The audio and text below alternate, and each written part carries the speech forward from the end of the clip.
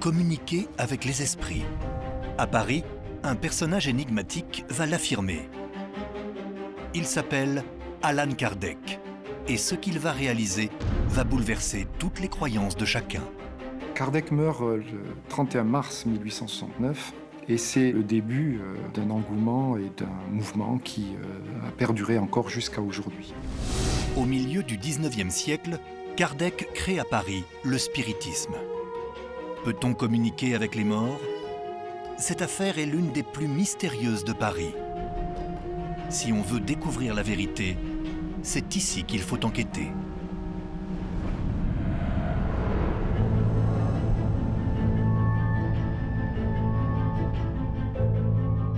Je m'appelle Jean-Marc Léry.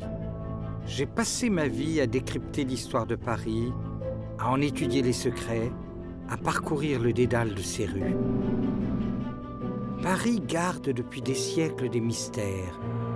On classe souvent ses affaires dans le surnaturel, les mythes ou les légendes, les croyances populaires.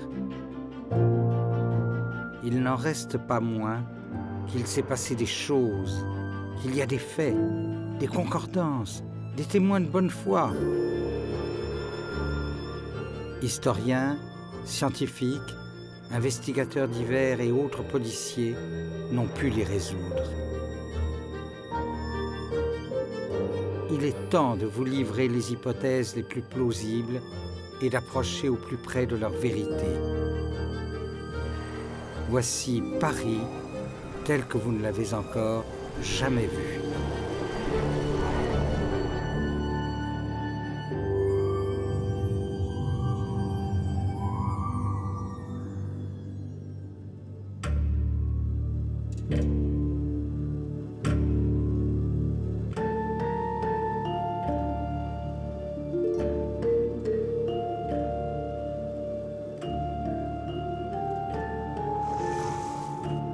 C'est dans le plus grand cimetière parisien que débute notre enquête.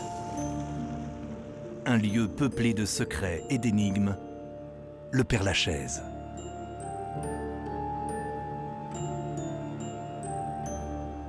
On y trouve la tombe d'un des personnages les plus mystérieux de Paris, Allan Kardec.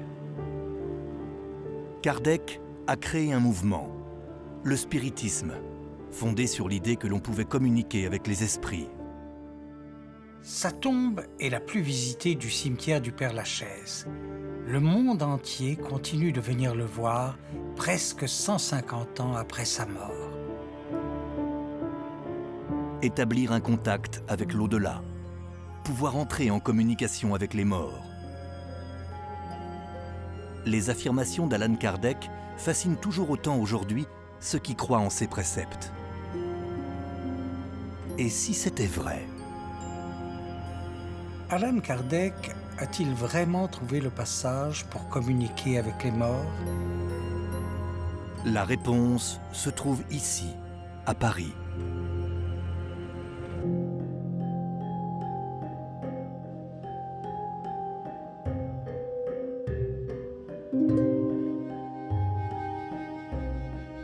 Pour mieux comprendre toute cette histoire, il faut remonter quelques années en arrière.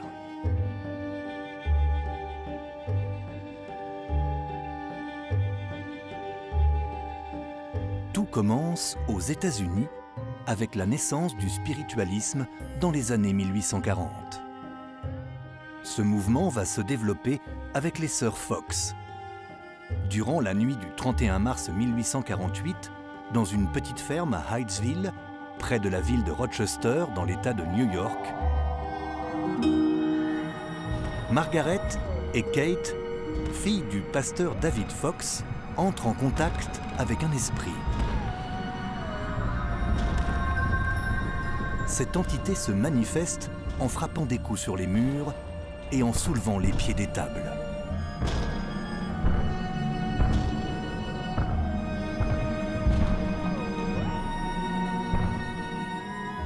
Les événements de Hydesville sont retentissants.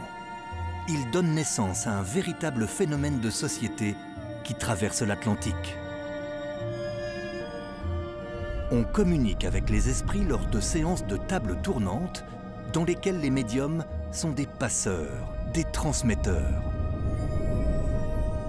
Quand le spiritualisme arrive à Paris, tout auréolé de la légende des sœurs Fox, il va intéresser un petit professeur du nom d'Hippolyte Léon Denisard Rivail. Rivail a alors 50 ans. Il donne des cours de chimie, de physique, d'anatomie et d'astronomie. Il est l'auteur de plusieurs manuels de sciences à l'usage scolaire. Il s'intéresse au somnambulisme, au magnétisme et à l'hypnotisme. 2 sentiments animent Rivail: le progrès scientifique du XIXe siècle et l'explication des phénomènes occultes.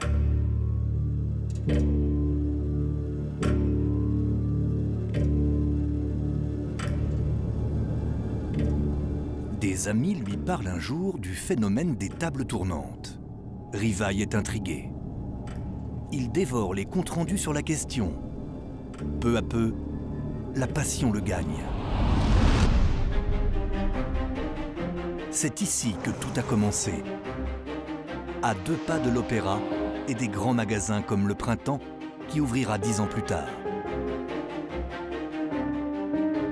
En 1855, Rivail rencontre un magnétiseur, un certain Fortier, qui l'emmène chez Madame de Pleine-Maison, un mardi à 20 h, au 18 de la rue Grange-Batelière.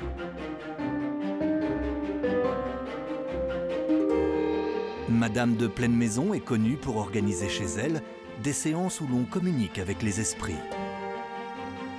Pour Rivail, c'est la révélation. Il entre en communication avec un esprit dénommé Zéphyr, qui lui donne pour mission de se faire le porte-parole des trépassés. Il abandonne alors même son nom de Rivail, puisque l'esprit lui révèle: nous vivions tous 2 ensemble il y a bien longtemps dans les Gaules, nous étions amis, et tu t'appelais alors Allan Kardec.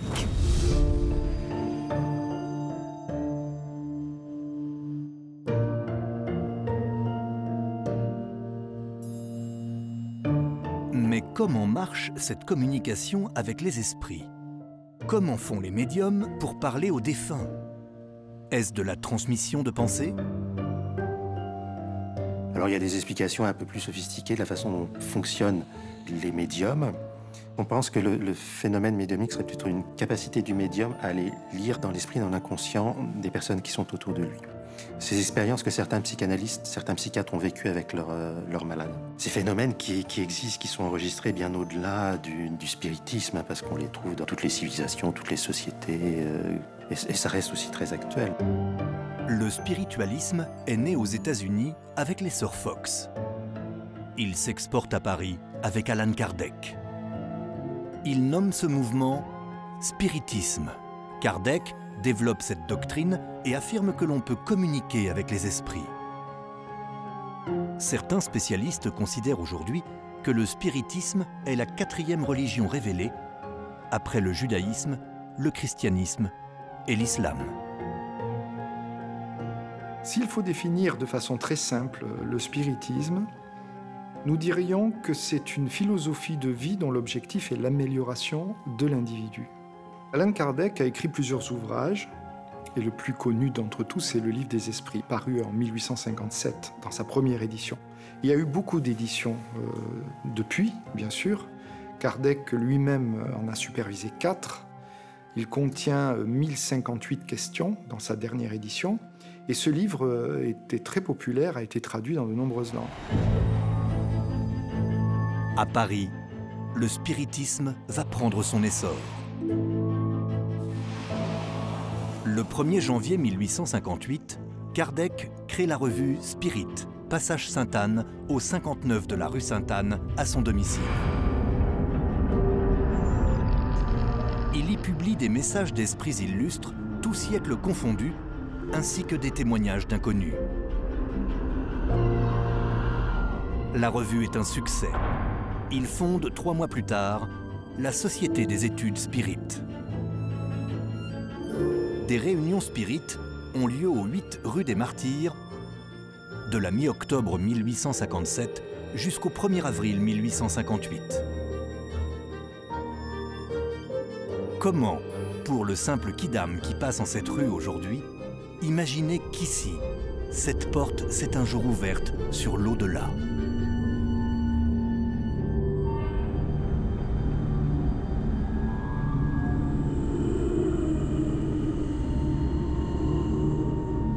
Certains affirmèrent qu'il était possible de dialoguer de différentes manières avec les esprits.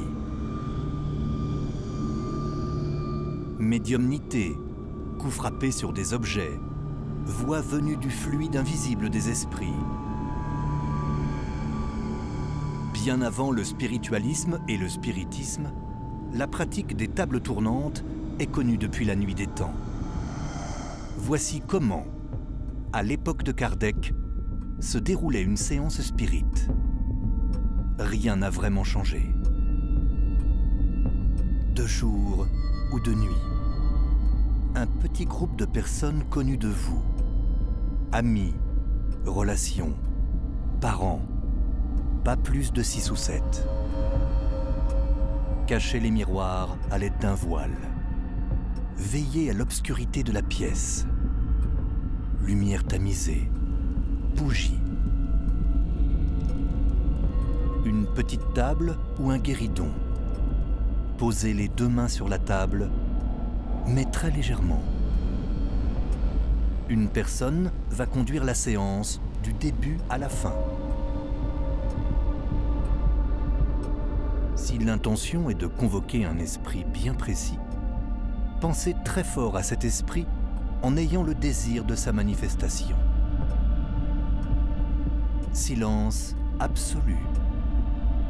Attendre. Invoquez cet esprit. Esprit, es-tu là? Léger soulèvement de la table ou mouvement circulaire. Si quelque chose tourne mal, vous angoisse brutalement, arrêtez aussitôt.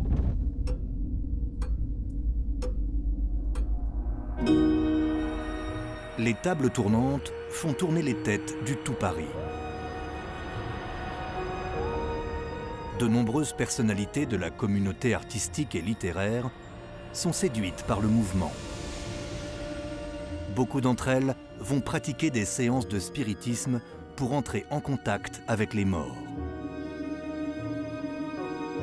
Le dramaturge victorien Sardou s'essaie à la peinture médiumnique car il est convaincu que le céramiste de la Renaissance, Bernard Palissy, lui tend invisiblement la main. L'écrivain Théophile Gautier écrit des nouvelles autour du spiritisme.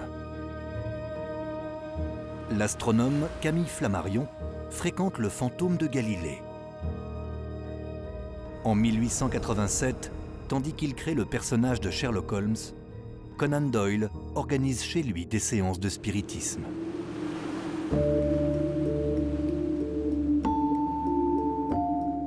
Mais le plus célèbre adepte du mouvement lancé par Kardec, c'est lui, Victor Hugo, l'immense écrivain, l'une des plus grandes personnalités du XIXe siècle. Sa maison, qui se trouve place des Vosges, au cœur du Marais, existe toujours.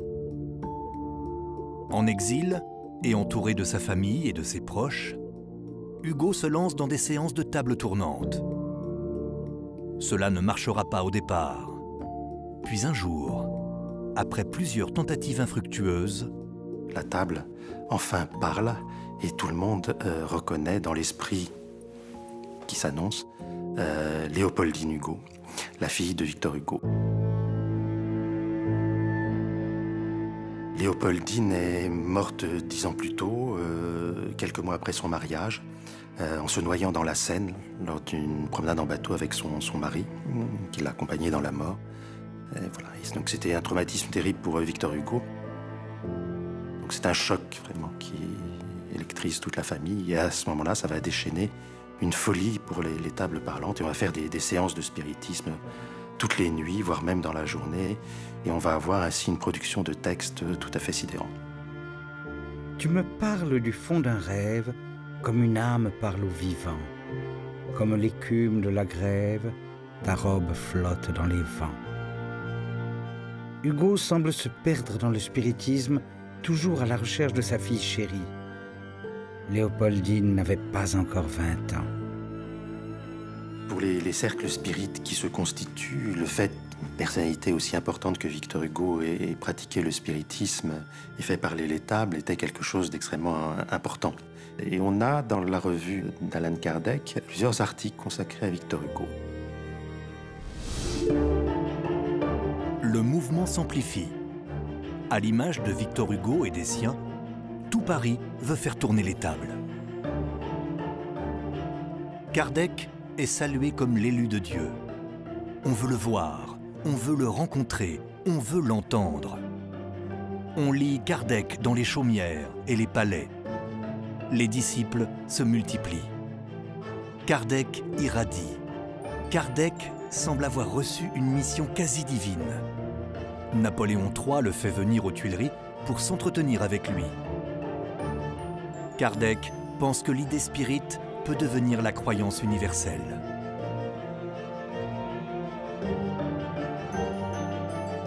Les idées de Kardec se propagent dans le monde entier, et notamment au Brésil. En France, le spiritisme, lorsqu'il a commencé à être propagé, était plus l'apanage de l'élite intellectuelle, de la science. Et il y a eu toutes ces phases d'expérimentation, d'investigation. Et il y a au Brésil une approche qui était très différente. Au Brésil, c'est surtout par la mise en œuvre de l'aspect moral que le spiritisme s'est propagé. Et puis il faut savoir que c'est le pays qui connaît le plus de spirites, avec un nombre compris entre 3,5 millions et 4 millions.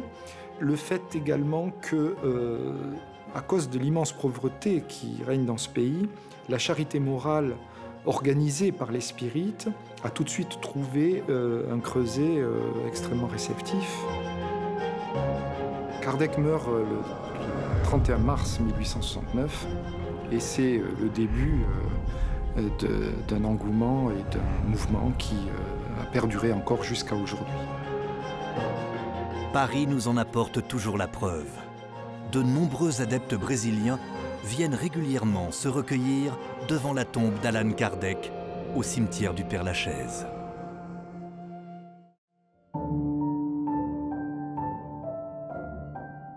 Kardec disparaît, mais de nombreuses mystifications vont être mises au jour autour de séances de table tournante.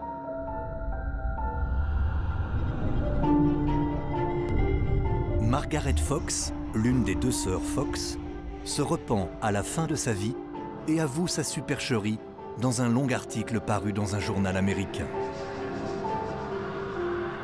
Malgré cela, beaucoup refusent de la croire et le mouvement perdure. Daniel Douglas Home, célèbre médium adulé à cette époque, est à son tour démasqué au cours d'une séance devant l'impératrice Eugénie. Tout comme l'italienne Eusapia Palladino ou la russe Elena Blavatsky, toutes les deux coqueluches des scientifiques et des cours européennes. Les mythes s'effondrent.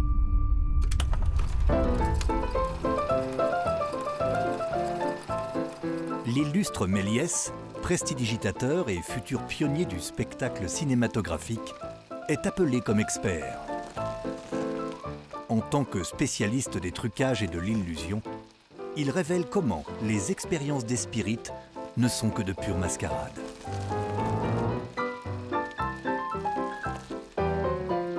Spiritisme, médiumnité, voyance, somnambulisme, prestidigitation, c'est la confusion.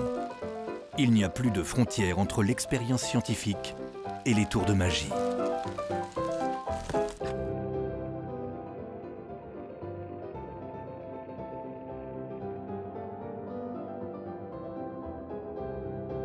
Mais quel rôle a joué Kardec dans tout ça?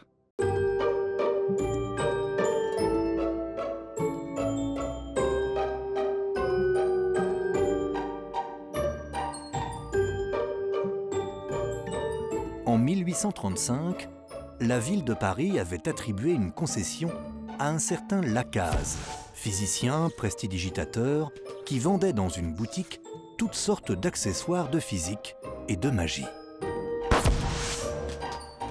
Après la Révolution de 1848, il ouvre une petite salle au Carré Marigny, proche des Champs-Élysées, et présente des spectacles de physique amusante, fantasmagorie et curiosité, dans lesquels il convoque déjà les esprits frappeurs bien avant l'arrivée du spiritisme.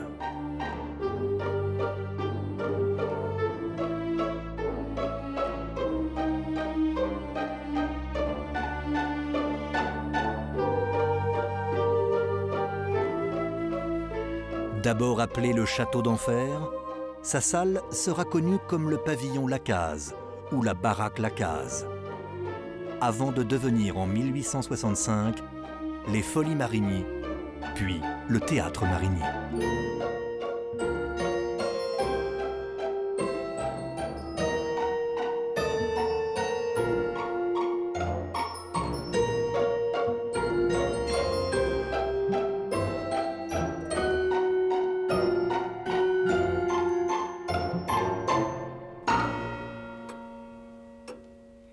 Et Kardec était aux premières loges.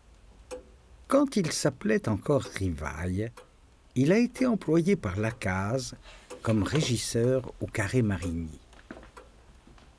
Il était donc forcément au courant des astuces des magiciens. Il connaissait tous les dispositifs utilisés dans ces mises en scène destinées à faire illusion.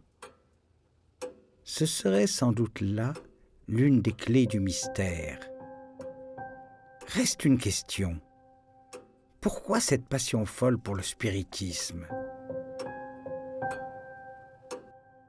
Les réponses sont nombreuses. L'époque s'y prêtait, on y croyait.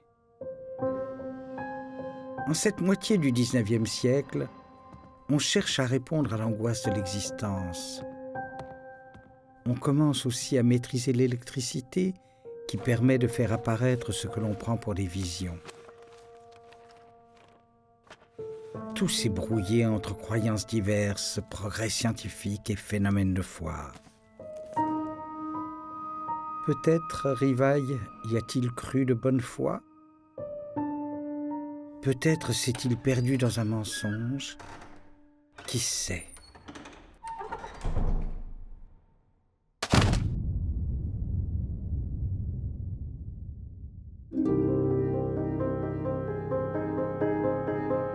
L'engouement autour d'Allan Kardec traduit le goût et la fascination pour le monde de l'au-delà. L'enquête dans le monde du spiritisme a permis de lever certaines zones d'ombre. Mais il existe d'autres mystères de Paris. Les indices et les clés de ces énigmes sont à chercher dans des livres anciens, dans des bibliothèques de la capitale, dans les rues de Paris ou dans les sous-sols d'un bâtiment.